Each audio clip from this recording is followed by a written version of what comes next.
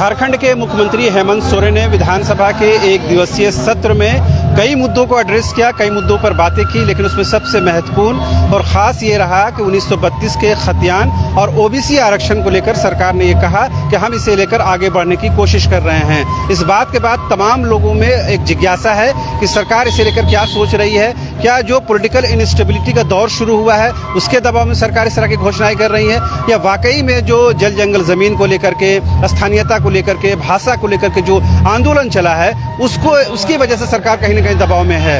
आपको क्या लगता है सर, ये क्या कारण हो सकता है मुख्यमंत्री की घोषणा? चर्चा की दबाव चारों तरफ से उनको, या तो उसका अपना कमिटमेंट चुनाव के दौरान था जी, जो 2.5 साल में भी पूरा नहीं हुआ है, ये दबाव है, या और जन दबाव जो चारों तरफ से उभर रहा है, हम लोग की तरफ से भी, चारों तरफ से। उसके बाद आज का पॉलिटिकल इंस्टेबिलिटी जो है, तो इसको लग रहा है कि ऐसा करेंगे तो हमारा स्टेबिलिटी आएगा।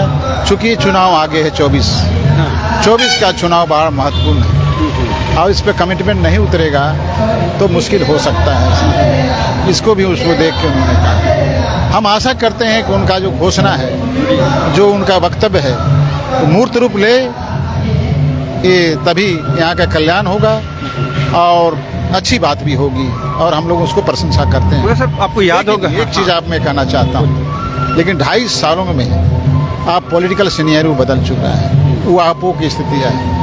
प्रथम चरण में ही सारे चीज़ को सॉल्व किया जाना चाहिए था जी, लेकिन अभी तक नहीं हुआ है। झारखंड के लिए दुर्भाग्य है, चूँकि ये नियुक्ति से जुड़ा हुआ है, ये कारोबार से जुड़ा हुआ है, उद्योग संरचना से जुड़ा हुआ है। ये तमाम चीज़ अभी अविकसित है, यहाँ के लोगों का काबिज होना उसमें ज़रूरी है।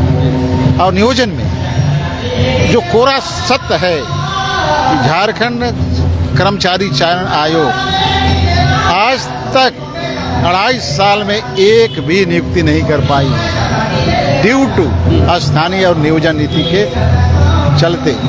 नियोजन नीति इन्होंने बनाई है, उसमें खामियां हैं, जिसको कोर्ट ने असंवैधानिक कहा है। वो खामियां को दूर करना होगा, और इस दूर किए बिना कोर्ट से उसको निजात नहीं मिलेगी।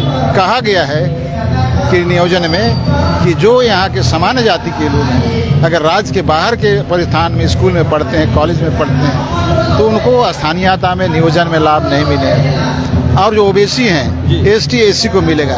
ये फाड़ किया जाना, किसी के संवैधानिक हक को छीनना, ये तमाम बातें को सुधारना पड़ेगा सरकार को। सुधार क्यों नहीं रहा है, इसके पीछे क्या कारण है तो सरकार ही जाने। लेकिन हेमंत सोरेन अभी जो गरज रहे हैं वो बरसना चाहिए और काम बनना चाहिए, इसकी हम लोग कामना करते हैं। सर आपको याद होगा कि मानसून सत्र में मुख्यमंत्री ने ही कहा था कि अगर 1932 के बेसिस पर अगर हम स्थानीय नीति बनाएंगे तो कोर्ट में चैलेंज हो जाएगा।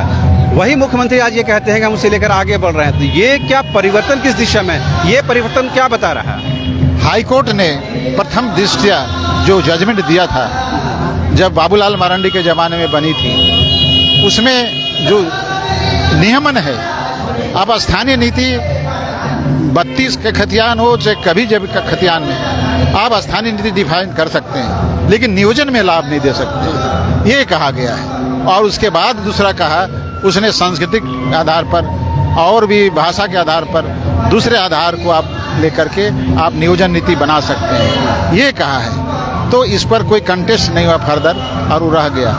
जहाँ तक स्थानीयता का सवाल है, स्थानीयता में कोई अड़चन नहीं, उसको लाभ देने के सवाल पर अड़चन हो सकती है, उसका भी वहाँ पर समाधान दिया हुआ है। लेकिन करे तो करे, दिल राजनीतिक इच्छा शक्ति हो तो तब, राजनीतिक इच्छा होती तो चंद मिनट में सॉल्व हो जाए। तो ये जो बयानबाजी, क्या पॉलिटिकल सिनेरियो या पॉलिटिकल चश्मे से देखने की ज़रूरत है इसको? उसी सब को देखते हुए अभी हड़बड़ में हेमंत जी हैं और 24 की नज़ारा देख रहे हैं।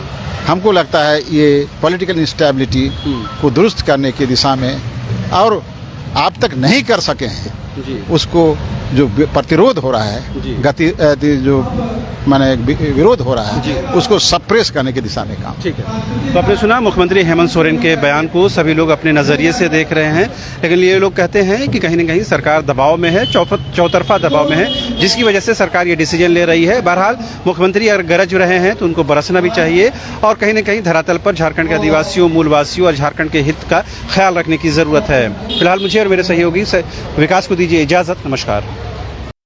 वेलकम टू चाचा मामा दंगल। हास्य अदाकार संजय मिश्रा से गुजारिश है कि वह अखाड़े में कूदे और फुलटूस को ट्रॉफी से नवाजे। लगता है समाधि ले ली। अरे बुला रहे हैं। अरे बोल रहे हैं कि बुला लो।